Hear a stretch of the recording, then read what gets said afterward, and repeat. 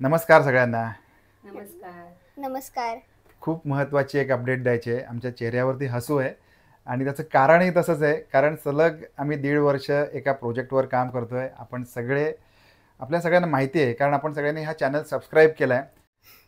आपण त्या टप्प्यापर्यंत येऊन पोहोचतो. तो टप्पा म्हणजे तुम्ही ज्या प्रोजेक्टवर काम करताय त्या प्रोजेक्टचं तुम्हाला फळ मिळतं. थोडक्यात यूट्यूबकडून आपल्या चॅनलसाठी पहिलं पेमेंट आलेलं आहे. तर मंडळी, आमच्या ज्या चॅनलची सुरुवात होती ती कशी होती किंवा चॅनल बनवण्यामागचं कारण काय होतं हे मध्ये आपण सांगत आलेलो आहे. पुन्हा एकदा याची थोडीशी उजळणी करावीशी वाटते किंवा सांगावं असं वाटतं. तर आम्ही एक कुटुंब म्हणून मुंबईमध्ये काम करतो, अर्थात पनवेलमध्ये. कामानिमित्त मुंबई साईडला जावं लागतं आणि मग ही सगळी जी धावपळ आहे, गावाकडे जाता येत नाही किंवा या सगळ्या ज्या गोष्टी असतात ना दैनंदिन आयुष्यामध्ये घडणाऱ्या, असं मला बऱ्याच वेळेला वाटलं की आपल्या आयुष्यामध्ये आपल्या सगळ्यांना सांगण्यासारखं, आपल्यासाठी दाखवण्यासारखं खूप आहेत. कारण तुम्ही आणि आम्ही वेगळे कुठे आहोत.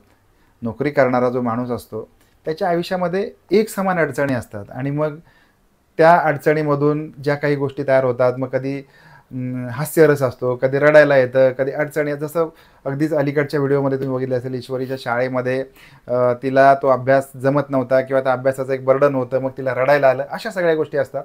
त्याचबरोबर नोकरीवरती जाण्यासाठी, नोकरीवरून येताना, त्याच्यानंतर एक गृहिणी म्हणून महिलांची जी गडबड असते, या सगळ्याचं एक कॉम्बो पॅक म्हणून हा चॅनल नोकरीवाला यूट्यूबर जो आपल्या सगळ्यांचा आहे. आणि पुढे जाण्यापूर्वी आपण या चॅनलला सबस्क्राईब करा, कारण आम्ही ज्या गोष्टी तुमच्यासोबत शेअर करणार आहोत, आपण यूट्यूबर असाल किंवा नसाल, पण एक माणूस म्हणून, एक व्यक्ती म्हणून आपल्या सगळ्यांसाठी येणारे आम्ही जो एक्सपिरियन्स शेअर करणार आहोत, तो एक्सपिरियन्स आपल्या सगळ्यांसाठी खूप महत्त्वाचा असणार आहे.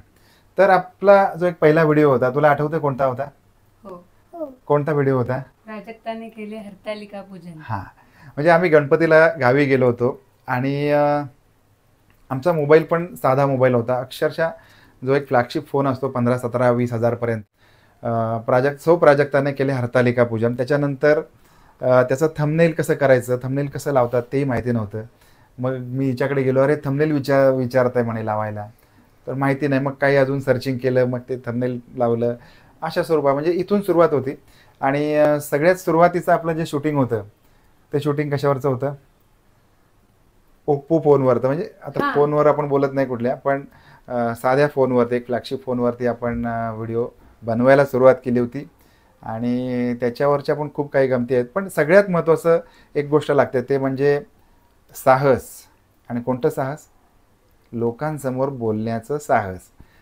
ते जर असेल तर मग तुमचा फोन मॅटर करत नाही, तुमच्याकडे बाकी जे डिव्हायसेस असतात, काही जे गॅजेट्स असतात ते मॅटर करत नाही. सगळ्यात महत्त्वाचं गॅजेट आहे ते म्हणजे तुमचं साहस. आणि त्याच्यातूनच दुसरं म्हणजे चिकाटी.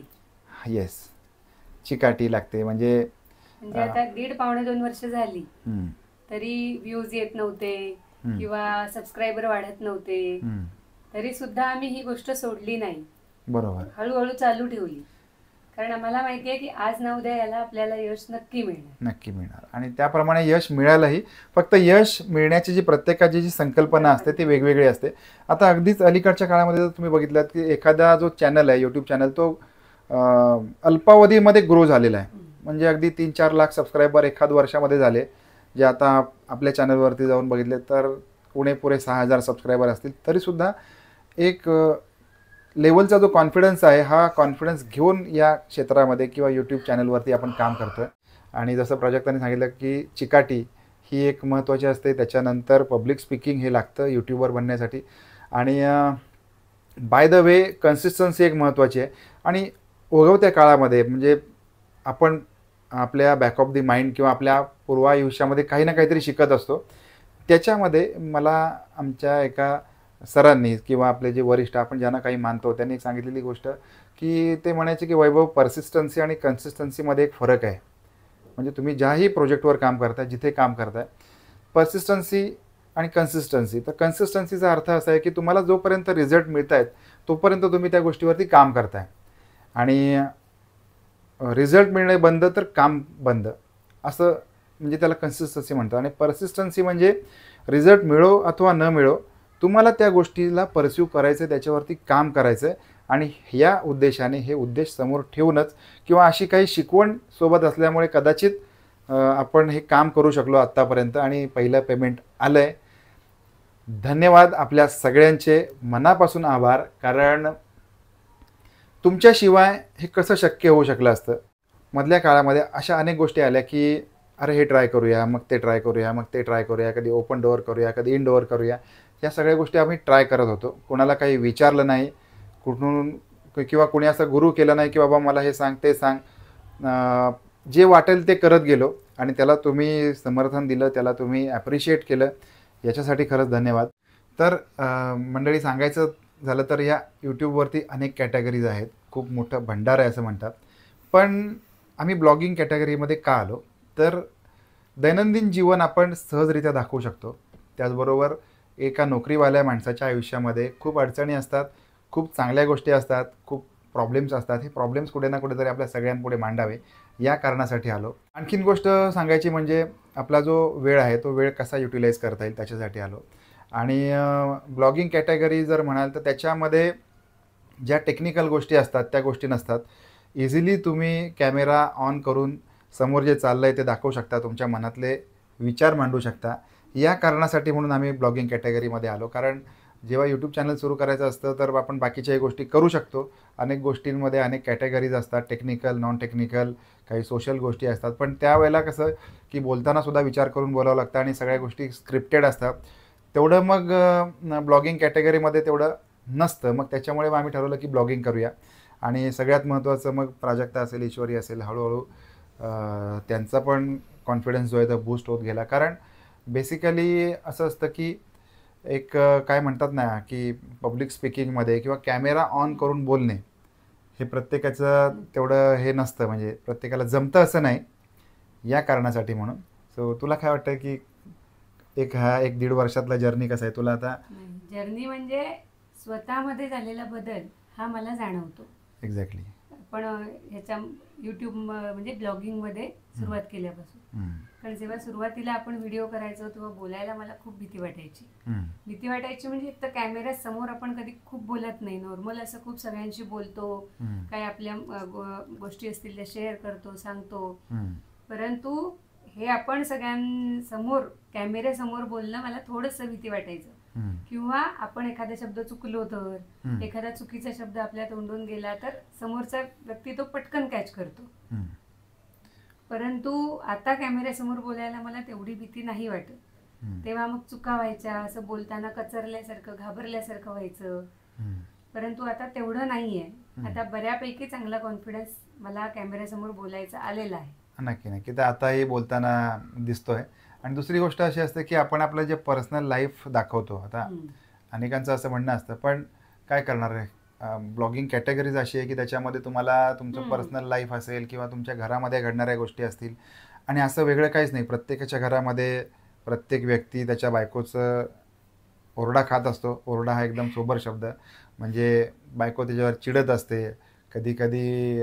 म्हणजे या सगळ्या गोष्टी म्हणजे प्रत्येकाच्या घरामध्ये. आता असंच नाही की माझ्याच घरामध्ये होते, पण किंबहुना काही एखाद्याच्या घरात जास्त पण होत असेल. पण एक आयडियल फॅमिली म्हणून विषय असा आहे की आयडियल फॅमिली म्हणून जेव्हा आपण सगळ्यांसमोर येतोय आणि जसं आमचं लाईफ आहे तसं रॉ तुम्हाला दाखवतोय, हे सगळ्यात आम्हाला जास्त दाखवायला आवडतं खरं म्हणाल तर. त्याच्यामध्ये जास्त अल्टर करणे किंवा जास्त काही इफेक्ट्स टाकणे या सगळ्या गोष्टी आपल्याला करायला आवडत नाहीत. म्हटलं तर करू शकतो पण आपण त्या गोष्टी करत नाहीत. म्हणजे उद्देश काय आहे की सगळ्यात जास्त आम्ही आमची ॲज अ फॅमिली आपल्या सगळ्यांसोबत कनेक्ट व्हायला पाहिजे, या कारणासाठी म्हणून मग रॉ फॉर्मॅटमध्ये जसं आहे तसं व्हिडिओ आपल्यासमोर आम्ही आणत असतो. आणि जसं तिने सांगितलं की कॉन्फिडन्स हा हळूहळू वाढतो, एका दिवसांनी वाढत नाही. आणि सगळ्यात महत्त्वाचं असं असतं की आता अनेक व्यक्तींची जेव्हा मी चर्चा करतो त्यावेळेला मग एक गोष्ट कळते की अरे मग तुला तुझ्या घरातून सपोर्ट कसा आहे. म्हटलं well and good, no problem. Day 1 पासून खूप सपोर्ट आहे. त्याच्याशिवाय अशा गोष्टी होऊ शकत नाहीत. कारण अक्षरशः तुम्ही जर म्हणाल राऊंड द क्लॉक एखादी गोष्ट तुम्ही करताय आणि प्रत्येक वेळा तुम्ही तर कॅमेराच शूट करताय, प्रत्येक वेळा तुम्ही कॅमेराच ऑन करताय आणि ते शूट करताय. कारण काय कारण अगदी जर तुम्ही म्हणाल की 1 बाय 1 डे जरी व्हिडिओ करायचा, मग कधी मोठा व्हिडिओ असेल, कधी मग शॉर्ट व्हिडिओ असेल, तरी पण तो कॅमेराचा समोर आहे ना. मग तो प्रत्येक वेळेला मग ती काहीतरी काम करते, मी कॅमेरा घेऊन आहे, किंवा मी काय करतो ती कॅमेरा घेऊन आहे, ईश्वरी काहीतरी करते तिचं शाळेचं करते तेव्हा कॅमेरा घेऊन आहे. हे जितकं वाटतं तेवढं सोपं नाही, हे सगळ्यात महत्त्वाचं मला सांगायचं आहे. आणि दुसरी गोष्ट जी पर्सनल लाईफ जी आम्ही शेअर करतो ती सुद्धा जितकी वाटतं तेवढी सोपी गोष्ट नाही आहे. प्लीज ही गोष्ट तुम्ही विचार करून बघा की आपल्या घरामध्ये ज्या घडणाऱ्या गोष्टी असतात त्या आपण एखाद्या व्यक्तीसमोर सांगतो का किंवा एखाद्या व्यक्तीला दाखवतो का. तर डेफिनेटली जर का आम्ही आमचं पर्सनल लाईफ शेअर करतो आहे, ह्या सगळ्या गोष्टी शेअर करतो आहे एका चांगल्या वेमध्ये आणि चांगल्या उद्देशाने, तर डेफिनेटली अपेक्षा ही असते की आपल्याला काहीतरी त्याच्यातून अर्निंग पण होईल. आणि ही सगळी गोष्ट आपण अगदी अपफ्रंटली कुठल्याही आडपडदा न ठेवता तुम्हाला ही गोष्ट सांगतो. कारण being a family member, YouTube family member, उद्या कदाचित असं येऊ शकतं की आम्हाला एखादी अडचण आली म्हणजे किंवा एखादा प्रॉब्लेम आला थोडक्यात, तर आपण अपफ्रंटली येऊन सांगतो की बाबा अरे असा आम्हाला प्रॉब्लेम आला, याच्यातून सोल्युशन काय आहे. आणि त्याच्यामध्ये नंबर ऑफ सोल्युशन येतात की जसं परवाचाच व्हिडिओ ईश्वरीचा आहे, तिला तर अभ्यासाच्या बाबतीमध्ये तिने जे तिची रडारड चालू होती, किती छान कमेंट केल्या, धन्यवाद. कदाचित ॲज अ पॅरेंट आम्ही देखील चुकत असू, आमच्याकडून काही चुका होत असतील, पण त्या ठिकाणी त्या कमेंट्समधून कळतं आहे की इथे आपल्याला हे करणं गरजेचं आहे. जसं की एक कमेंट होती, त्यांनी सांगितलं की तुम्ही तिला पेपरमध्ये इंग्लिश पेपर घेऊन ते राईट करायला लावा. या सगळ्या गोष्टी मग ते कमेंटमधून पण काही शिकायला मिळतं, पुढे जायला मिळतं, असं आहे. सो या जेवढं आपण शेअर करू तेवढं कमीच आहे. ब्लॉगच्या माध्यमातून येत्या काळामध्ये आपण शेअर करूच प्रत्येक गोष्ट. पण ही सगळ्यात मोठी अपडेट तुम्हाला सांगायची होती की पेमेंट आलंय. सो ईश्वरी व्हॉट, काहीच बोलत नाही ईश्वरी, शांत बसली. माहिती तुम्हाला का का शांत बसलीस? कारण तिला आता खेळायला जायचं आहे. तिला खेळायला जायचं. तिचं आता बघा हे पण कसं असतं, तिच्या खेळाचा वेळ आपण इकडे यासाठी घेतला, व्हिडिओसाठी घेतलाय. आणि काय सांगशील ईश्वरी, कसं वाटलं तुला पेमेंट म्हणजे पैसे आणि कुठून आले? यूट्यूब करून आले. तर तुला माहिती आहे बाळा ईश्वरी, बाबा पैसे कसे कमवतात? नोकरी करून.